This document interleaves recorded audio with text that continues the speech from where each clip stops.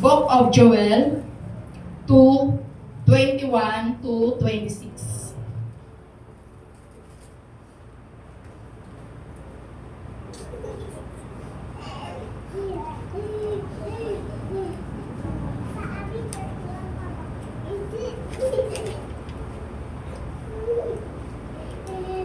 Sasabayan mo lang ako, dito lang ako sa cellphone kasi parang dire-diretso na yung pagbasa ko.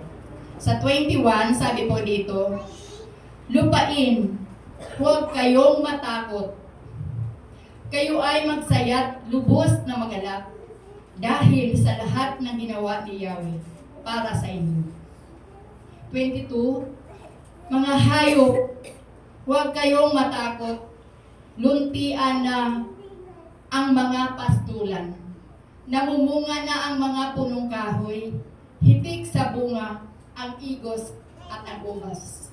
23, magalak kayo mga taga-Sion. Matuwa kayo dahil sa ginawa ni Yahweh na inyong Diyos.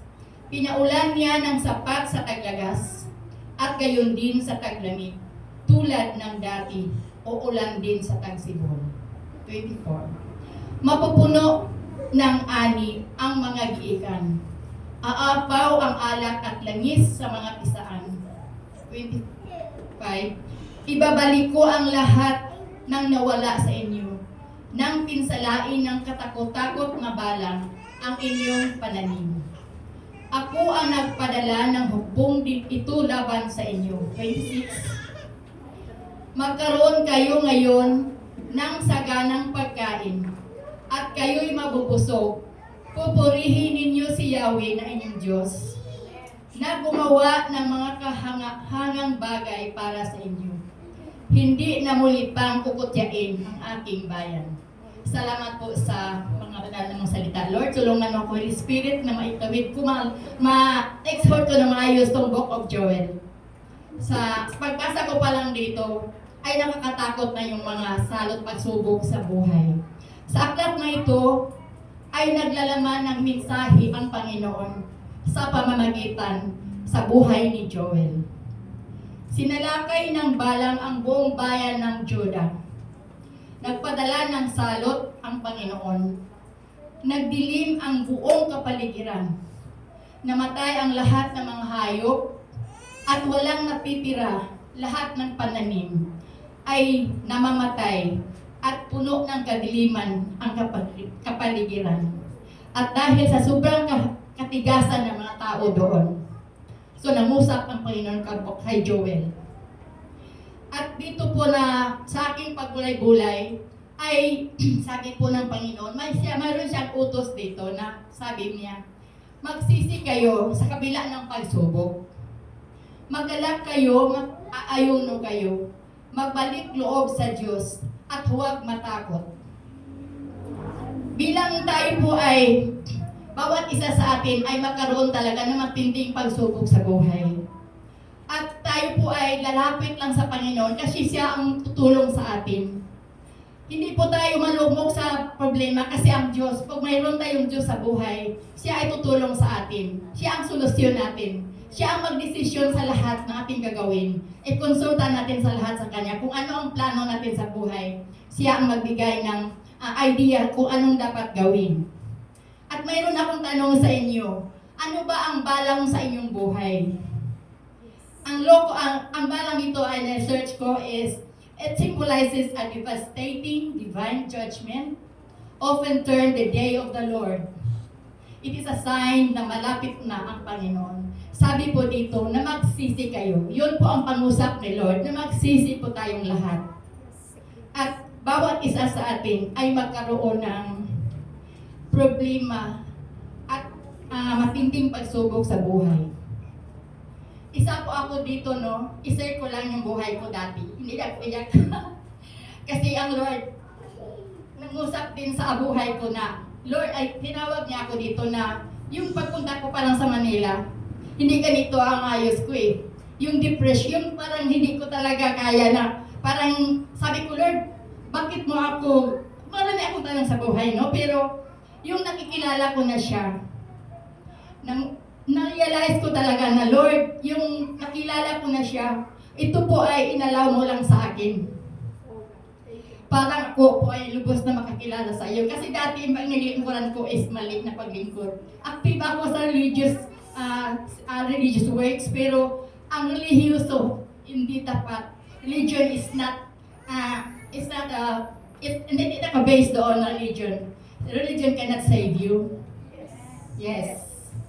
Problema sa buhay. Problema, broken family ako.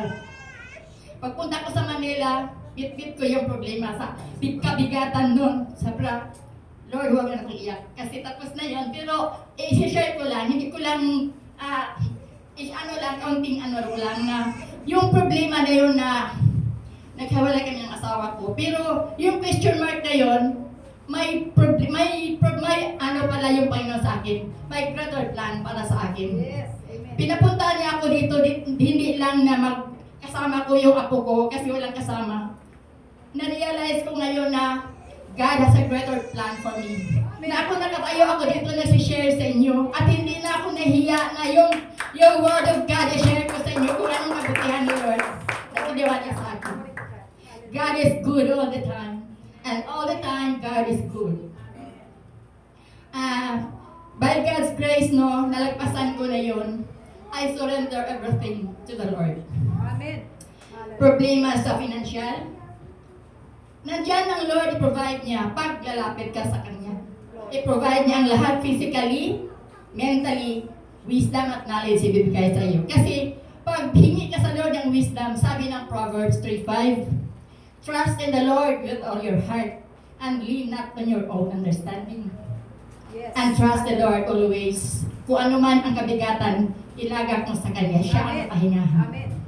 At bigyan ka niya ng karunungan na mula sa iyo. Amen. And physical, sakit ng karamdaman. Meron tayong mga sakit karamdaman, nandiyan na lang inalaw ni Lord yan. Siya ang great healer. Siya ang dakilang magagamot.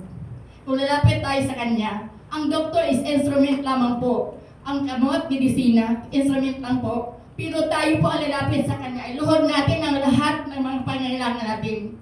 Wisdom na mabula sa iyo. Problema sa anak. Number 1 din ako nandyan. Problema sa anak na nagkaroon ng mali relasyon. Pero anong ginawa ko is prayer. Prayer is the key talaga na Yes, kung amen. walang panalangin, walang magagawa. So palagi ako nanalangin. Palagi tayo magpanalangin ng lahat ng mga hindi pa nakikilala, lalo na sa ating pamilya. Ang lahat na kung anong mga pagsubok, mga matinding pagsubok, inalaw lang yan ng Panginoon upang tayo lalapit sa Kanya. Our God is our God of order. Siya ang Diyos ng kaayusan. Sabi, basahin po natin sa Kahulkaan 3:10. Sa gayon, kamalig mo ay lagi nang aapaw. Sisidla ng inumin ay hindi nga matuyuan. Yes po. Ang Diyos ay tapat sa kanyang pangako. Hindi niya tayo iiwan, hindi tayo pababayaan. Kasi ang Lord ay nakatingin sa ating puso. Kung ano ang laman ng puso ay nakikita ni Lord yan. Amen. Hindi maitago. Kung ano pa man ang mga nasa sa loob, isurrender natin sa Kanya. Kausapin mo ang Diyos kasi siya ang mag-provide sa lahat. At ito ay umaapaw na pag siya ang unahin natin. At magtiwala lang po tayo sa Kanya. Last verse po, Santiago 1:12. Pinagpala ang taong nanatiling tapat sa kabila ng mga pagsubok. Amen. Sapagkat matapos niyang malampasan ang pagsubok, tatanggap siya ng gantimpala ng buhay na ipinangako ng Panginoon sa mga umiibig sa Kanya. Napakagandang verse na ito, na kung lalapit lang po tayo sa Panginoon, inalaw ng Diyos ang lahat ng iyong pagsubok para palakasin ang ating pananampalataya. Following Jesus is a blessing. Kasama ang mga sufferings, sacrifices in life. Kung sino magtiis hanggang wakas, ay makamtan niya ang crown of life. At application ko po dito ay, kung tayo ay sumunod lang sa Panginoon, at magkaroon ng tunay na pagsisisi, yung pagsisisi na totoo, hindi pagkunwari. At ang Diyos ay mapagmahal at mapagtawad. kung tayo po ay lubos-lubos magsisi at ibalik niya ang lahat na nawala sa atin. Living in overflow means embracing the truth that God is more than enough. Yan po ang ating devotion. Thank you to God.